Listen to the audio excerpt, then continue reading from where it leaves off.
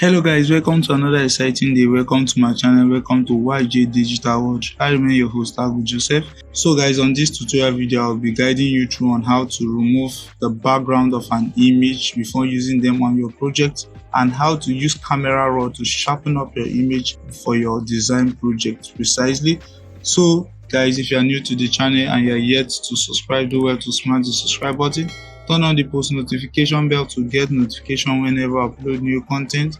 And if you're a returning subscriber, thank you guys for always watching. Please don't forget to give this video a like. Okay, so over here I have an image I downloaded from the web, and this is a high resolution image and is a well retouched image. Okay, so how do you identify a high resolution image?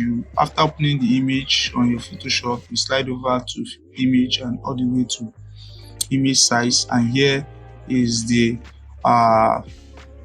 details for this image. Okay, this is 3016 by 4667 precisely, and the image resolution is in 300. Okay, and this is a high resolution image.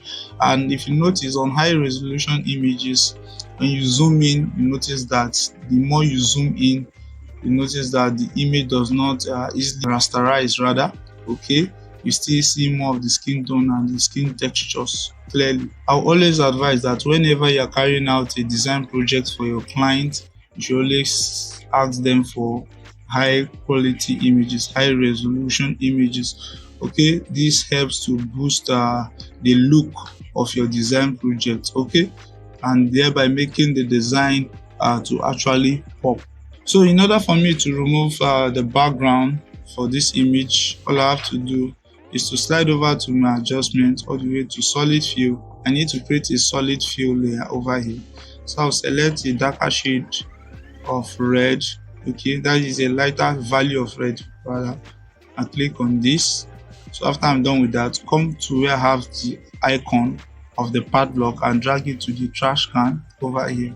So I'll take this layer of the solid fill beneath the image layer, select the image layer, come over here. You can choose to make use of your pen tool for your selection, your lasso tool, your quick selection tool. For this tutorial purpose, I'll be making use of the quick selection tool for this purpose. So I'll scale up the size of the selection tool using the open and close bracket key beside the P button on the keyboard. Okay, so I'll select this way along the part of the image. So while selecting, you have to be very careful that you don't select some part of the background. You just select the edges between the background and the model image precisely. So when I'm making this selection, your eyes should be your guide. Okay, so guys, I'll be speeding up this selection process.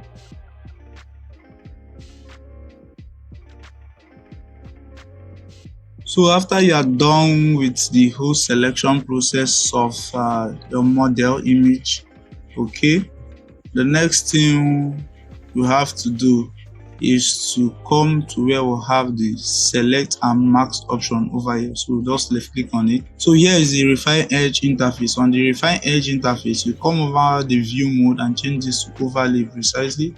Then you come over here and enable the smart radius and set this to about 7 precisely, and slide over here, enable the contaminate color and set this to about 50%. okay, after you are done with that, slide over here and pick your you slide over here and pick your refine edge tool.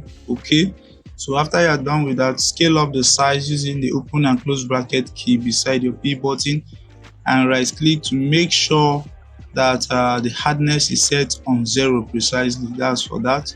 So you scale down the size using the open and close bracket key, Ctrl+ to zoom in. Then you can choose to start brushing out some of the background this way.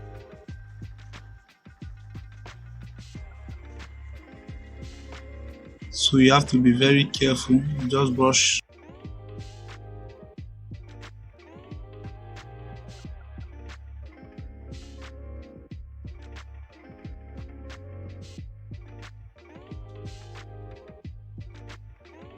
Okay, so after you are done with that, I notice I haven't recovered some of the details of the hair. So all I have to do is to scale down the size of my brush and brush along those parts this way. So you just brush along those parts to regain those details. So you brush gently to recover the details on the hair, for hair as well. In order for me to recover some of these details, all I have to do is to scale down the size of my brush and brush along these regions like this. Okay, so I just brush this way and to recover some of the details, and we are good to go for that. So if you look up closely, we have recovered most of the details on the hair of the model. So after I'm done with removing the white background, okay, from the image, all I have to do next is to click on the OK button over here. Okay, this is how the image looks after the removing of the background. So if you choose to use the reference image on any background, this is how it's going to look on various solid fill background precisely. Okay, so I'm good with that. So I'll just choose to click on the OK button. That's for that. Okay, so we are done with the removing of the background. So on the next phase, I'll be making use of a camera raw to sharpen the look of this image. Okay, so in order for me to do this successfully, I'll right click on the image and convert it to a smart object. Okay, so converting a layer to a smart object has its benefits. Okay, one of the benefits has to do with it enables you to make adjustment to the layer at any point in time. Okay, so over here I've converted the image to a smart object. I'll come to filter here and all the way to camera raw. So here we have the camera raw interface. Okay, and on the camera raw interface here, I have various set of tools I'll be using for the sharpening of the image. Okay, but before doing that, I want to set on the before and after panel to comes up. Okay, so I hit Ctrl plus to actually zoom in and zoom out, Ctrl plus and minus to zoom in and zoom out, so that you have a good preview of how it looks on your model image. Okay, this is the before and this is the after. Okay, so in terms of me working on this, I'll have to start with the basics precisely. Okay, and please take note that when making use of the camera raw to sharpen your image, there are no rules governing this. So when making use of the camera raw to sharpen your image, it is more of eyeballing situation. You use your eyes, or you let your eyes to guide you. Okay, there are no actual rules guiding how you carry out or how you adjust any of the sliders precisely. So you have to be very careful so that you don't overdo things. Okay, you don't over saturate colors, you don't over apply highlights and the rest of them to your image. Okay, it all depends on what it all depends on how you want your image to actually look. Okay, so you have to be very careful. So on the basics here, the first we have the temperature. Okay, and the temperature here, you notice it has a blue region and the yellow region. Okay, you taking this to the left hand side, it's making the image more colder, and you taking it to the right hand side, it's making the image more warmer. Same as for the tints as well. So if I take this way, I'm making this more warm, and this is I'm taking this more cold and taking this to the right, making this more warm. Okay, so in a situation whereby you want to play with colors, you can use this to adjust the colors. But for me, I don't actually do this because I do desaturate my colors. Okay, and in the subsequent phase of the design process, okay, I do mix colors in the subsequent phase, and the final phase I do the color grading. Okay, so I don't actually play with the temperatures and the things precisely, so I just leave them. It's all left to you. So you taking this to the left makes the image look more cold, and you taking this to the right makes the image more warm. Okay, so you have to be very careful. So one of the first thing I usually do under the basics has to do with working with my clarity, textures, and the hairs. Okay, so on my clarity here, I'll take this up a little. So we have to be looking at the before and the after, please. Watch out for the before and the after. You see how it looks? That's for the clarity. So I can choose to leave this as 45. Okay, for the textures, I can choose to increase the textures this way to the fullest, or I can choose to reduce the texture. It all depends on how I want the image to look. Okay, so it's more of an eyeballing situation. You use your eyes to guide you. Okay, let your eyes to actually guide you. Okay, I think this should be okay as well. This enables me to apply a feel of contrast of highlights and brightness and contrast at the same time. So I can choose to apply the darkness or the brightness on this image. So I can choose to leave this or boost up the darkness a little bit. So next we work on the saturation. Okay, this image is already saturated, so I have to desaturate this to a level that I won't lose the whole saturation. Okay, so if I desaturate this, I'm not saying you should desaturate it to black and white precisely.